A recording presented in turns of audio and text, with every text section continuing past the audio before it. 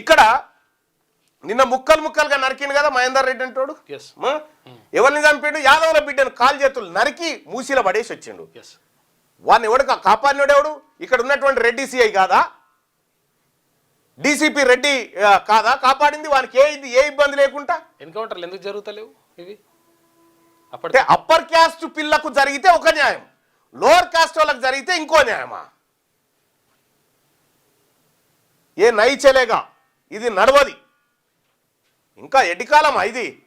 కళ్ళ ముంగట ఇంత దారుణం జరుగుతూ ఉంటే కూడా మీరు ఇంకా మాది రాజ్యం ముక్కలుగా నరికి చంపేసి పాపం,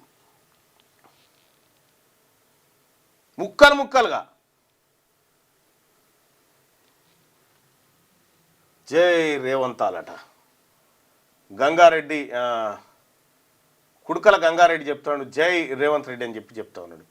వాస్తవమే కదా, వాళ్ళ దానిలో వాళ్ళు పొగుడుకుంటారు, మనకు ఉండాలి కదా.